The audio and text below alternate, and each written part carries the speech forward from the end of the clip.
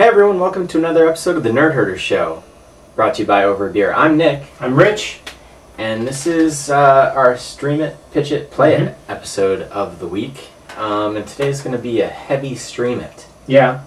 I'm not pitching my project until next week. Right. And then I'm guessing you haven't finished The Last of Us yet? Finished. I want to have a full Last of Us discussion. Okay, that's fine. We'll wait. So we'll get there. It'll be worth it. Better be. But we have a Stream It. We do. We do have a Stream It. Heavy stream. You have a heavy stream happening here. Great episode of Curb. So, for those who don't know how this works, each week Rich and I give the other something that we have to watch on Netflix. So in the past we've done, I gave you a couple episodes of The Flash. You gave me some crazy movies. A lot of fun horror films. Yes. A lot of light stuff. Yeah. We keep it light around here. Really heavy stuff. So last week, you gave me a movie called Before I Disappear. I gave you Stardust, the Matthew Vaughn film. So, who wants to go first? I'll go first. All right. I really liked it. It's really good. Throughout the film, you told me when it started, it was based on a Neil Gaiman book, and I, for whatever reason, forgotten that at some point, and I was like, how the hell did this thing get made? Like, what studio would be like, this sounds like a great script, let's do it? But it's like, okay, it's based on a book. But yeah, it's really good. It's one of those types of movies I wish there were kind of more of. Just like those kind of weird, just outlandish, fantasy, not afraid to kind of go different places. It almost felt a little Terry Gilliam in a lot of ways. Yeah. The cast is great. It also makes me wish Michelle Pfeiffer did more stuff. I think she's working on something now, but she doesn't do a whole lot. No, anymore. And when this came out, it wasn't terribly successful, but it was very well reviewed. Well, I don't remember ever hearing about it. I had no idea. It was 2007. I don't ever remember this even coming out. Yeah, this was sort of Matthew Vaughn's first big movie. He had obviously commercial or critical success with Layer Cake. Before that, he had been Guy Ritchie's producer. Then he went off and made Layer Cake, which kind of launched Daniel Craig, who became Bond. And he kind of has this reputation now, Matthew Vaughn, of kind of jump-starting a lot of these guys. He did this, and this stars Charlie Cox. Yeah, he's now Daredevil. Basically, he hired Jennifer Lawrence into X-Men First Class, and that whole cast, really, a lot of them have exploded. Nicholas Hoult, Fassbender, McAvoy, a lot of those guys weren't really known. And then most recently with Kingsman, the Taron, whatever his name is, the guy from Kingsman now is going to be, the star of this big Robin Hood reboot. Oh wow, etc. So that's kind of what Matthew Vaughn does. But this movie, it's a fantasy movie, but it is really weird. I hate this fucking cider. If you haven't figured that out yet. What did you like most about it? I think it's a lot of fun. Yeah. It took a little bit to get into. It's okay, it's just such a different movie. It's really got its own, rhythm, and it's just kind of what it does. And there's a lot of times where I'm like, this almost could feel like a climax, and then it tapers down, and then it builds back up to something else. And I really like, just having stuff like this on an epic scale. You don't see enough of these types of films, I don't think. It's these kind of weird, like Hellboy, these just really bizarre fantasy films that don't necessarily comply to typical, film styles. That's really what I kind of appreciate most about Matthew Vaughn as a filmmaker. Whether, he doesn't just make a crime movie. He makes Layer Cake. It's a Matthew Vaughn crime movie. He doesn't just make a fantasy movie, or he doesn't just make a superhero movie. He makes Kick-Ass or First Class. Kingsman, he doesn't just do a spy movie. It's always, you can tell more and more that Matthew Vaughn has a distinct voice as a filmmaker, and not a lot of people have that nowadays. He kind of does things on his own. He refused, he self-financed Kick-Ass. He self-financed Kingsman, and it shows. His time as a producer has obviously made him a director that he won't just do the studio thing. There's a reason, he was supposed to make X-Men, or the third movie, X-Men: The Last Stand, and he dropped out of that because he didn't want to just do what Fox wanted him to do. He was supposed to make Thor, and at the last minute he dropped out of that because he doesn't want to just do his own thing, and that's what I really appreciate about this guy. I'm glad to hear that you liked it. It is a movie that I feel like is woefully underseen. Yeah. And people should definitely seek it out because it's on Netflix. It's easy to get a hold on. It's got a really good cast. You know, Mark Strong. Yeah. Some other Claire Danes is great in the movie. Oh yeah. De Niro. Like, how fun is De Niro in that movie as like a gay pirate? Well, like, you know, it starts off and he's doing like his whole pirate thing. I'm like, okay, it's just De Niro doing his thing, and then the switch happens, and I'm like, oh, okay, like De Niro. De Niro's clearly having a lot of fun with it. And this was, you know, De Niro's come into a lot more respectability in the last few years with a lot of stuff he's done with David O. Russell. But this was in the middle of a really rough patch of De Niro's career. This is when he was making like that cop comedy with Eddie Murphy, and he was doing things like Rocky and Bullwinkle, and he was, you know, it was just kind of like, De Niro, what happened to you, man? And this was definitely a bright spot in that dark time for De Niro, for sure. It's cool that you liked it. Yeah, I thought it was great. If you haven't seen it, check it out. Absolutely. Stardust, check it out. And then I gave you... You gave me a movie called Before I Disappear. Yeah. So you set this up on the last episode a little bit for me because I'd never heard of this at all. So this is a feature film adaptation of a short called Curfew, which won the Oscar for Best Short. It's written, probably produced, starring, directed by Sean Christensen. It's a drama.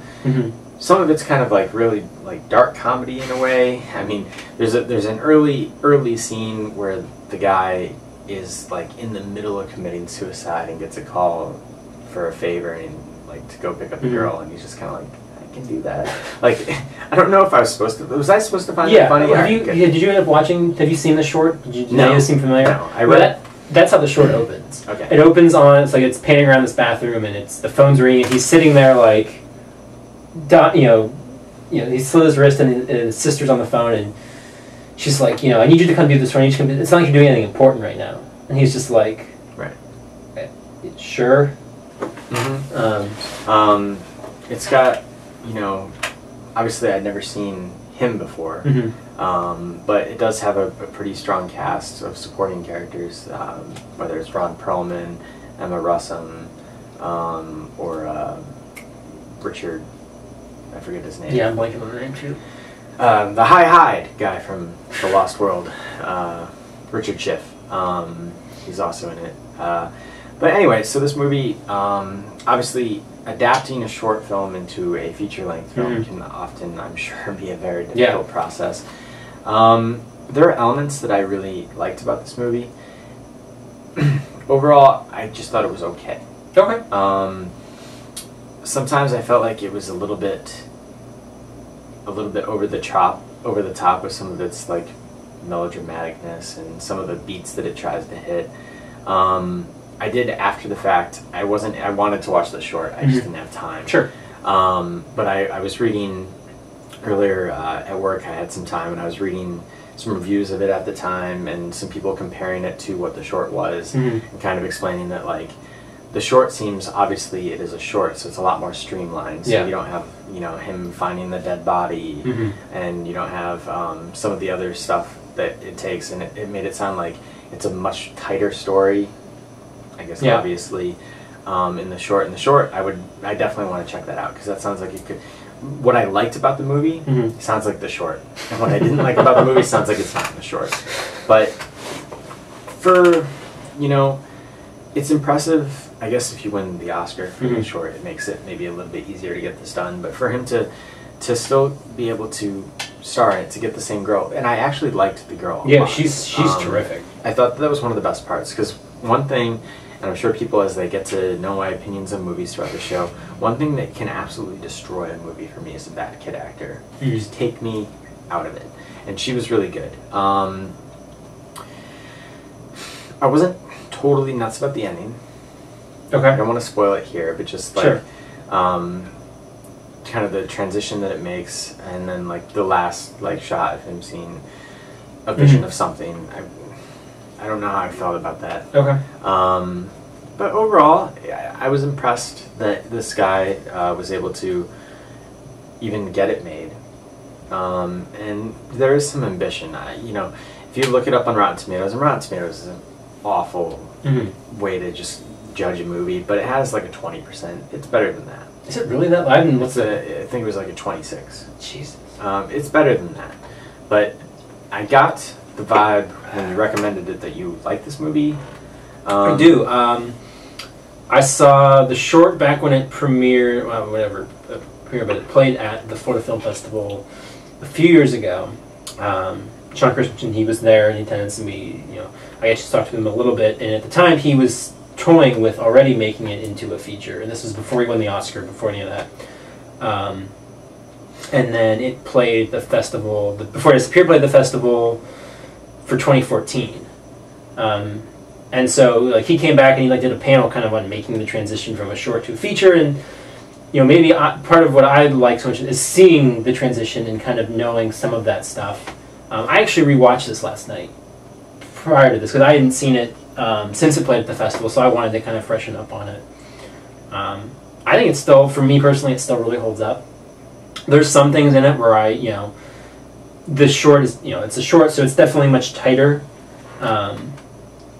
And I was trying to not, I try not to compare it to the short so much as, it's a feature that's going to stand on its own and be like, well, was that really, this was in the short, was it really necessary? Those kinds of things. In some ways, but I think if you view both of them together, it's sort of like a lesson in power of editing your screenplay. Yeah. Because, I mean, really, I feel like all the best elements from what I've read about the short are in the short. Mm-hmm. The best elements of the movie, and it's sort of like what you can scale back on and how to tell a story in a condensed version instead of trying to draw it out. But I do kind of, some of the additions that they added I do like, and I like he's great, I think, in it. I like seeing kind of more of his character and his kind of shift throughout the night and that kind of stuff. Has he done anything since that you know of? He's done some other shorts and stuff. That he's been in other shorts. According to IMDb, he wrote. What's the one with the werewolf kid from Twilight where he's like on a train? No, he didn't have something to do with that. That's Abducted or whatever that is. It might have been. I gotta look this up because I'm 99% sure I saw that and I was like, what the hell? Like I did not. Apparently he wrote that. Oh, that's a shame. That would be oddly directed by like John Singleton. One time. I'm gonna look this up because it's gonna bug me if it. There we go. And he was in a band that's got a few albums out too a while back. The song at the bowling alley, like that's like his work and stuff. During the Abduction. Oh my god. According to IMDb, this is the first I've ever heard of it. Talking with any of my friends, talking with him, I never even heard this. According to IMDb, he wrote Abduction. That's a shame. But he's got some screenwriting credits coming up. Looks like some shorts. Some acting credits, but it looks like they're mostly kind of like short films and stuff. And then this one. What is this? Is this a short? This is a short. But overall, I would recommend it, if only because it is a bit unique. I guess it's not that unique if you've seen the short. Yeah. But it isn't how you would normally see a movie like this play out. Like when it opened and it started and it kind of had, like I said, that kind of like quirky, kind of funny, but also shouldn't be funny because he's trying to kill himself moment. I kind of expected this to have this sort of like, kind of the tone of a lot of these, especially a couple years ago, we got a lot of like romantic comedies that were like alt romantic comedies, and I kind of expected it to be that, and it's not that at all. So I appreciated that it defied what I assumed it was going to be from the start. Like it does that, and then like he goes and finds the kid, and then then there's instantly a party scene, sort of, with David Bowie music, and I was like, this is totally gonna be an alt romantic comedy somehow, and that's not what it becomes. So I was at least appreciative of that. Yeah, and I like, you know, kind of the style of it, and kind of the surrealism of it. You know, the thing he's got with the bow and arrow, and the bowling alley scene, which is a big kind of part of the short, and like death, and just hanging on, and he's like, oh, you're here, and it's like, no. Yeah. One review that I read compared some of it to the Skeleton Twins, which I haven't seen yet. Okay. Saying that at least the opening was very, very similar. I don't know if that's true or not. Maybe I have to rewatch Skeleton to see for a while. That one's also very I think good it's as well. streaming too, so I probably will see it soon. But cool. Overall, I would give it a recommendation. Okay. It sounds like you would give Stardust Stardust a recommendation. I give Stardust as well. recommendation. So this week, typically we give each other different things, but we decided for this week's Stream It, we're going to give each other the same thing that neither of us have seen. We did talk about it a few episodes ago. But Netflix, just about a week and a half, 2 weeks ago, debuted their first big Netflix original movie, and that is Cary Fukunaga's Beasts of No Nation. So we're both going to check that out. I'm excited to check this one out. I am too. It's been that, like, oh, I was going to watch it when it came out so we could talk about it on the show, and then I haven't. So this was kind of the opportunity for us to be like, okay, we are sitting down to watch this, and then we can talk about it. We can have a discussion next week. So we're going to watch Beasts of No Nation. Watch it too. Check it out.